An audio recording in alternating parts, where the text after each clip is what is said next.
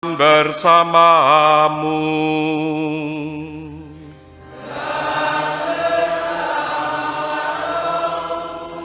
Inilah Injil suci menurut Santo Lukas.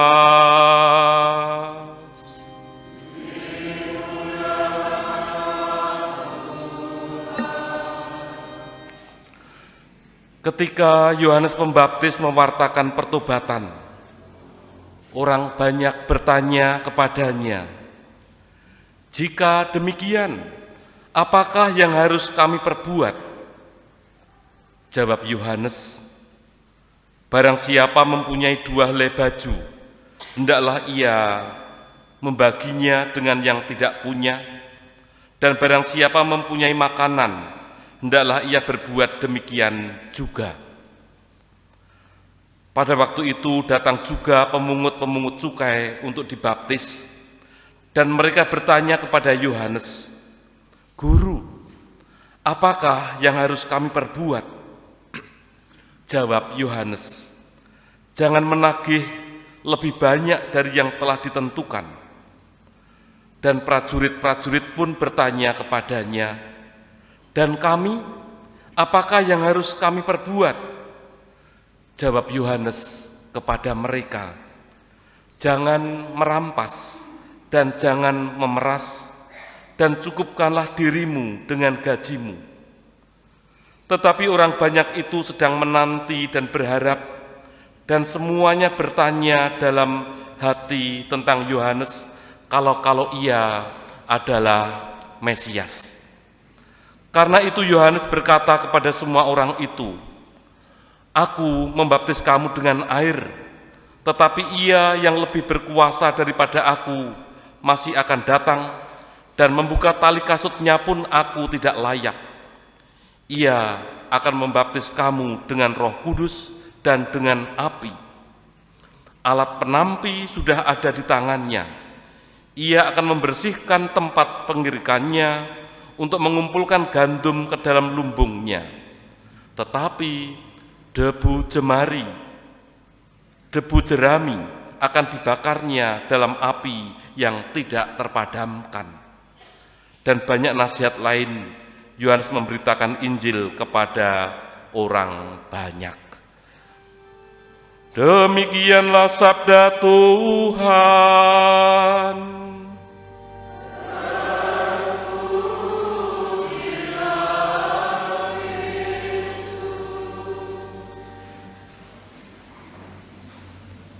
Para suster, bruder, ibu bapak, dan saudara-saudari yang terkasih dalam Kristus, tema utama Minggu Advent yang ketiga adalah sukacita.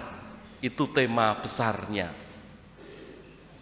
Beberapa waktu yang lalu kita mendengar berita atau mungkin membaca berita salah seorang tahanan yang namanya Marijin yang berasal dari Filipina, yang sudah bertahun-tahun ditahan di LP Wirogunan dan akhirnya dipindah ke LP Perempuan di Wonosari.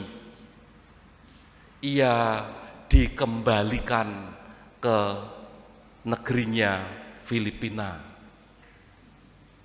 Dia merasa ditipu, membawa barang. Ternyata barang itu isinya adalah heroin pada waktu itu, berpuluh-puluh tahun yang lalu.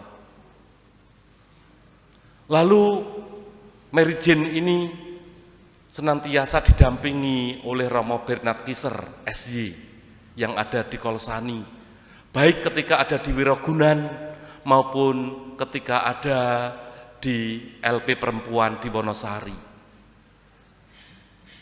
Pernah ada keputusan dari kejaksaan bahwa Mary Jane akan dihukum mati. Beberapa napi yang dihukum mati sudah dibawa ke Nusa Kambangan untuk dihukum mati. Tinggal menunggu giliran. Tinggal hitungannya itu bukan jam tetapi menit. menit-menit terakhir tinggal giliran Mary Jane untuk juga dibawa ke Nusa Kambangan untuk dihukum mati. Kesaksian dari Romo Bernard Kieser, mereka tekun berdoa detik-detik terakhir ketika mesti harus dibawa, ada telegram dari Kejaksaan Agung yang mengatakan bahwa hukuman mati untuk Mary Jane ditunda. Apakah ini lalu membawa sukacita? Pasti membawa sukacita. Lalu minggu-minggu ini jelas bagaimana ketika lalu pemerintah Filipina menerima Mary Jane dari tahanan yang ada di Wonosari kembali ke tanah airnya. Dan Mary Jane ketika ditanya wartawan mengatakan, saya sangat bersukacita, saya sangat bergembira bahwa saya boleh kembali ke negeri saya. Saya bisa bertemu dengan anak saya yang sudah berpuluh-puluh tahun ia tinggalkan. Mary Jane juga berterima kasih kepada Romo Bernard Kieser selaku penasihat rohani beliau. Selalu diteguhkan dan dikuatkan. Ini gambaran yang sangat-sangat konkret. Orang merasakan dan menemukan yang namanya sukacita itu. Sukacita berbeda dengan senang. Gembira itu berbeda dengan senang. Kalau sukacita, sekalipun ada masalah, itu tetap sukacita. Sukacita sekalipun ada persoalan-persoalan di dalam hidupnya, keluarganya ada yang sakit, ada yang di PHK mungkin, tetapi hati tetap sukacita. Tetapi kalau senang, saya senang makan mie Jowo misalnya, tetapi tadi malam tidak disediakan mie Jowo. Apakah saya senang? Saya tidak senang, tidak sesuai dengan yang saya inginkan kok. Tetapi apakah saya sukacita? Sekalipun tidak ada mie Jowo, saya tetap sukacita. Bacaan-bacaan yang kita dengarkan pada hari ini juga berbicara soal sukacita itu. Nubuat Sefanya dalam bacaan pertama mengajak orang-orang Israel yang hidup dalam pembuangan supaya mereka penuh dengan sukacita, penuh dengan gembira. Karena apa? Karena Tuhan akan menyingkirkan hukuman yang dijatuhkan atasnya. Gembira. Orang-orang Israel diajak untuk bersukacita karena Allah ada di tengah-tengah mereka. Maka Sefanya mengatakan, janganlah takut hai Sion, janganlah tanganmu menjadi lemah lunglai. Tuhan Allahmu ada di tengah-tengahmu sebagai pahlawan yang memberi kemenangan. Demikian juga dalam bacaan kedua surat Santo Paulus kepada jemaat di Filipi. Paulus menulis sangat jelas, saudara-saudara, bersukacitalah senantiasa dalam Tuhan. Sekali lagi kukatakan, bersukacitalah. Hendaklah kebaikan hatimu diketahui semua orang. Mereka diajak untuk bersukacita karena kebaikan-kebaikan yang telah dilakukan oleh jemaat di Filipi. Jemaat di Filipi ini adalah jemaat yang sangat istimewa di mata Paulus dibandingkan dengan jemaat yang lain. Misalnya dibandingkan dengan jemaat di Korintus atau jemaat di Galatia. Dalam awal suratnya itu Santo Paulus menyebut dirinya dalam surat kepada jemaat di Filipi. Aku Paulus dan Timotius, hamba-hamba Allah. Tetapi dalam suratnya kepada jemaat di Korintus dan Galatia, Paulus tidak menyebut hamba. Paulus mengatakan, aku Paulus, Rasul Kristus Yesus. Karena apa? Karena orang-orang Korintus pada waktu itu ada yang tidak percaya bahwa Paulus itu menjadi rasul. Maka Paulus menegaskan bahwa aku Paulus adalah Rasul Kristus Yesus. Tetapi kepada jemaat di Filipi, Paulus tidak menyebutkan rasul. Dia menyebutkan hamba. Karena apa? Karena orang-orang Filipi sudah tahu bahwa Paulus itu memang rasul.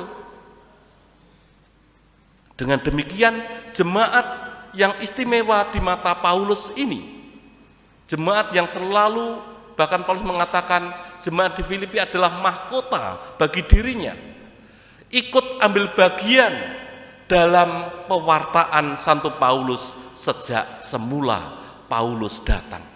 Maka dikatakan jelas sekali, hendaklah kebaikan hatimu diketahui semua orang. Kebaikan hati macam apa juga ditegaskan dalam bacaan Injil hari ini. Ketika orang banyak bertanya kepada Yohanes Pembaptis, ketika Yohanes Pembaptis mewartakan pertobatan, mereka pada bertanya, apakah yang harus kami perbuat? Apa yang harus kami perbuat? Lalu Yohanes menjawab, barang siapa mempunyai 2 helai baju, hendaklah ia membaginya dengan yang tidak punya. Siapa di sini yang tidak mempunyai, yang hanya mempunyai 2 helai baju? Angkat tangan. Mengko tak jak ning mall wis. Pasti lebih dari 2 helai baju. Siapa yang mempunyai makanan, hendaklah ia membagikannya dengan yang tidak punya makanan. Artinya apa? Artinya kita diajak untuk membangun yang namanya semangat solidaritas di dalam hidup kita itu. Dan solidaritas itu sungguh-sungguh membawa sukacita. Secara khusus, jelas sekali disebutkan di sini bagaimana dengan pemungut cukai yang mau dibaptis dan juga para prajurit-prajurit. Mereka diajak untuk hidup sesuai dengan tuntutannya. Kalau lalu kepada pemungut cukai, jangan menagih lebih banyak dari yang telah ditentukan. Kalau prajurit-prajurit, Yesus memberikan jawaban supaya mereka jangan merampas dan jangan memeras, dan diajak untuk mencukupkan dirinya dengan gaji yang mereka terima. Artinya apa? Ini kan pertanyaan penuh kegembiraan ketika mendengar pertobatan. Apa yang harus saya perbuat? Dengan penuh kegembiraan. Ada orang banyak, ada secara personal. Secara personal jelas, kalau kamu itu menjadi tentara, ya cukupkan hidupmu dengan gaji yang kamu terima. Jangan merampas, jangan merampok. Sekarang menjadi pertanyaan bagi kita semua, apa yang akan aku perbuat dalam pertobatan ini? Sebagai seorang ayah, apa yang akan aku perbuat untuk keluargaku? Ada yang senang judi online? Judi online? Ada enggak ya? Karena sedang marak kan? Jangan-jangan tidak sadar kita ikut judi online kita. Hentikan judi online itu, kan begitu. Ya kalau tidak online, judi konvensional, main kartu, tetapi pakai uang lo ya. Kalau main kartu tidak pakai uang tidak apa-apa. Pakai uang, hentikan. Karena keluargamu tidak akan pernah bahagia, tetapi akan menjadi miskin. Kalau tidak judi online, ya mungkin utang online ya. Dan namanya apa? Pinjol.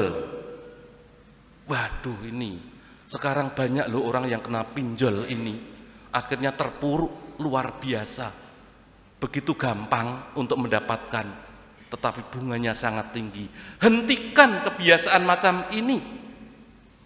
Sangat-sangat konkret kalau kita hendak menerjemahkan apa yang dinasihatkan oleh Yohanes. Apa yang harus aku perbuat dengan penuh kegembiraan. Sing gaweane nesu-nesu, apa yang harus aku perbuat? Apa? Aku pengen sabar, gitu kan? Kalau nesu-nesu, marah-marah, apa yang akan aku perbuat? Aku pengen menjadi orang yang sabar. Aku ingin menjadi orang yang bijaksana. Ini yang mesti harus mendapatkan perwujudan konkret pertobatan, tetapi dilaksanakan penuh dengan kegembiraan. Semoga seruan para nabi, seruan Yohanes Pembaptis dan juga surat Santo Paulus kepada jemaat di Filipi menjadi pegangan bagi kita semua di Minggu Advent yang ketiga. Hari yang penuh dengan kegembiraan yang bersumber dari dalam. Karena apa? Karena Tuhan semakin dekat dengan kita dan kita diajak untuk mewujudkan secara konkret pertobatan dalam hidup kita ini. Apa yang harus aku perbuat? Kemuliaan kepada Bapa dan Putra dan Roh Kudus,